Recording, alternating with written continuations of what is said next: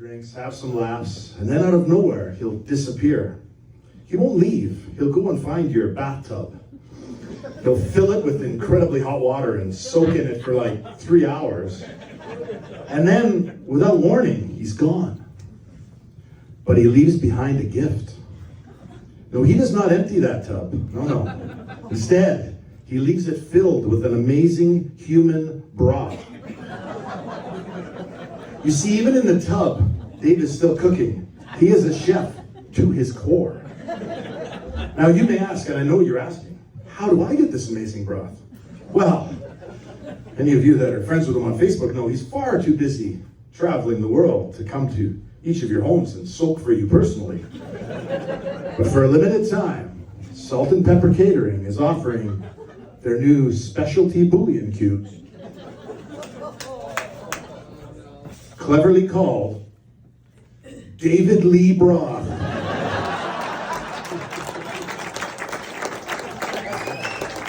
Now you too can enjoy delicious, high-protein, home-soaked flavor with your family. Get yours today. That's a true story, by the way.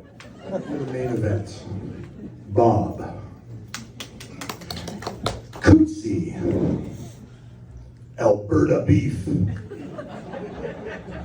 Cotton-Fied Joe. Or simply, Robert K. Coutts, Esquire. He is the man of the hour, so let's start at the very beginning. Mere moments after Bob's mother gave birth to a 27-pound bundle of joy, a young nurse in a small Alberta delivery room took the rather large newborn and began to try and swaddle him in a blanket. When suddenly, that newborn kicked that poor nurse right in the face. And why, you ask? Because no one was going to cover those legs, ever. Started day one. The name Coutts originates from the Scottish Gaelic word Quelts, or Celts, which very loosely translated means men without pants. When Bob was still quite young, his family moved from Alberta to the Greenstone area, where Bob would show up at friends' birthday events with a special party trick.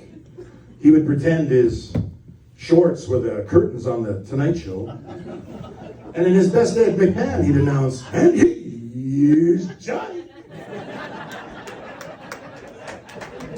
Shortly after his release from juvenile detention, Bob quickly discovered other fun activities like puck bunnies, 5 holes, one-timers, going to the dirty areas. And he also played a little bit of hockey. Bob was quite the multi-sport athlete back in the day. In fact, in 1984, he was training very hard for a world championship event, only to be very disappointed when he found out at the last minute that cockfighting is just for chickens.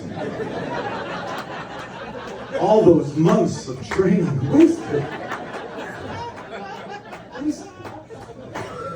Legend has it that Bob is one of the most prolific lovers in the was one of the most prolific lovers in the 1980s east of Beardmore, and well, west of Long Lac, so it's a pretty niche market.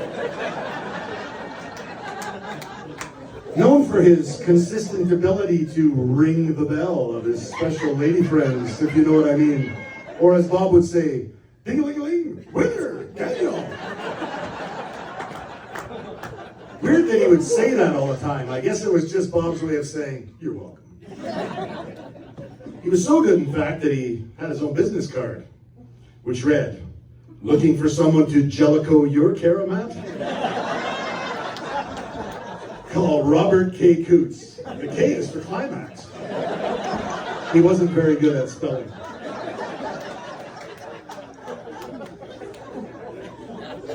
Now I have a question for the audience. By show of hands, who here tonight has had the pleasure of a slow dance with Big Bob? Come on. Okay. Yeah. Oh, wow. Really? Not all of the Pussycats are putting up to him? Well. Oh, wait, we got a couple. Yeah, wow. Well, add me to that list. And apparently Bob's a bit of a floozy. He'll dance with anybody. Wendy, I feel your pain. It's true, though. A number of years ago at a staff spiel in this very club, Bob and I had a dilemma. We were both stag that night and we couldn't find suitable dance partners. And one of our favorite 80s classic rock songs, Thinking of You by the legendary Harlequin, was playing and it was calling to us. Do you remember that, Bob? Thinking of you, Bob, Bob, thinking of you. I can still feel his warm breath. And that powerful grind. And I understand more than most the need for the hip replacements. There I was, dancing with a guy whose legs looked like Mexican scaffolding trying to hold up a cement truck. Ah, what a night. Now, anyone that knows Bob knows of his unique sense of humor, and we've already brought up the puns, so I present now some random Bob facts, loosely based on stories we've shared, and as well as my own deep thoughts on the man, such as, if Bob was a Russian dictator, he would be Vladimir Gluten. And that's not just because he's inbred.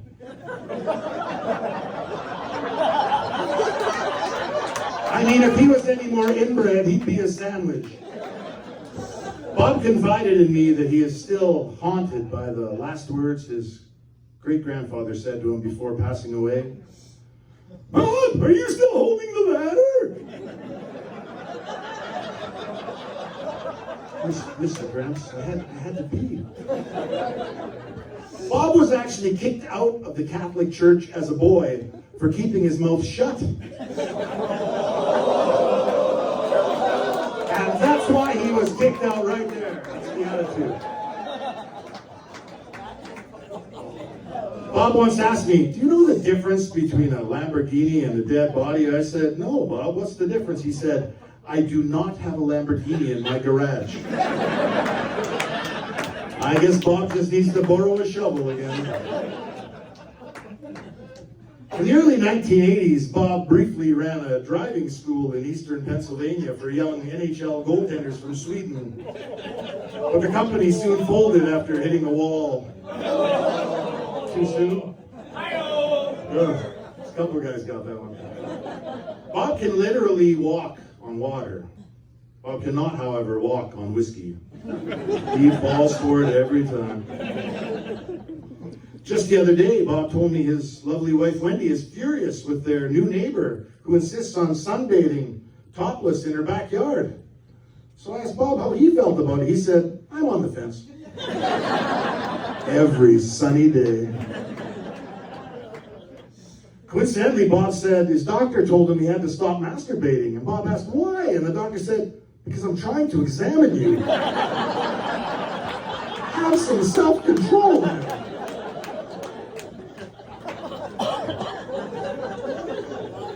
And finally, I asked Bob this past winter, how can you wear such short pants on such extremely cold days? And Bob proudly replied, my legs don't get cold. I don't feel anything. Well, I've looked into this, Bob, and unfortunately, that's not a superpower. It's called diabetes. You might want to get that checked. And those are just a few random Bob facts. Now, before I wrap up, I wanted to tell one last story. My version of how Bob and Wendy hooked up for the first time. Now, I don't know all the details of what exactly took place on that fateful night. I'm looking over at Kevin to make sure he's paying attention to him. But I've loosely pieced together what I believe to be a pretty good representation of the facts. And just a little setup. At this point in the story, Bob is heading out to a hospital fundraiser and hopes to bump into Wendy, who's a girl he's been admiring from afar now for some time. For an added twist, though, I'm going to tell this story to a medley of classic rock, so wish me luck, and here we go. Feel free to grab the one you love and get on the dance floor.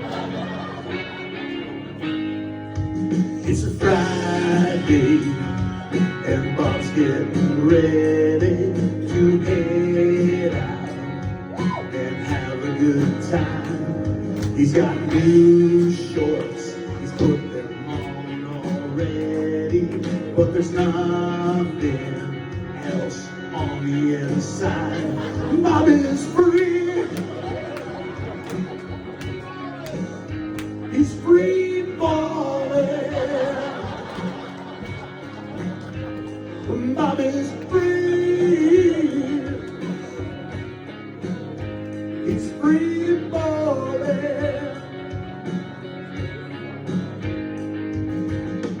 Free falling, Bob's got free balls. His boys are free. Oh, there's more. Oh, there's more. Now in his Trans Am on the way to the party, Bob's not feeling so good. Was it the gas station burrito or just his nerves? Oh, God.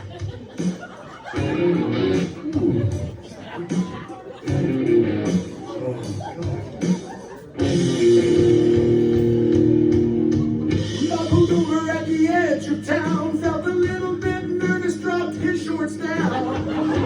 I guess he needed to poo.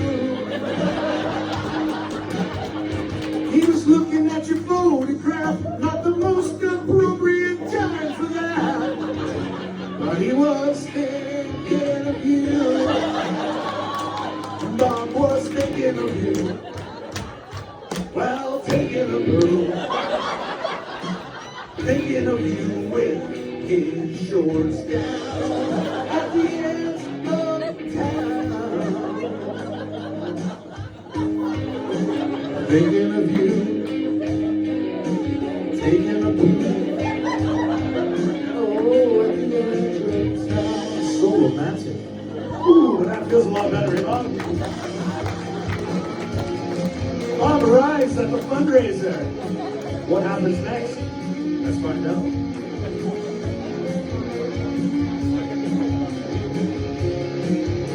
As Bob was heading over to the bar to grab a whiskey, he locked eyes with Wendy. It was thrilling, it was risky. He introduced himself and she said, I'm pleased to meet you. Bob asked, can I have this dance? She said, you can have all you want to. Push your ring down like you dance a doll. And now Bob's your daddy-o. And now Bob's your daddy-o. Getting frisky in the bar-o. Oh, I think old Bob just might get lucky. Get a room, you two! Get a room! And that's exactly what they did. Help me out! Slow and easy, tenderly. A wet and wild magic carpet ride. Words are spoken physically. No need to hurry, Bob just takes his time. And he's about to ring the bell at the Geraldton Hotel. He had a snowball's chance in hell, and now he's playing show and tell. Bob is ringing the bell. Oh, ring that bell. Oh, baby, now we're playing show and tell. Bob's going down. All the way. Those new shorts worked out well.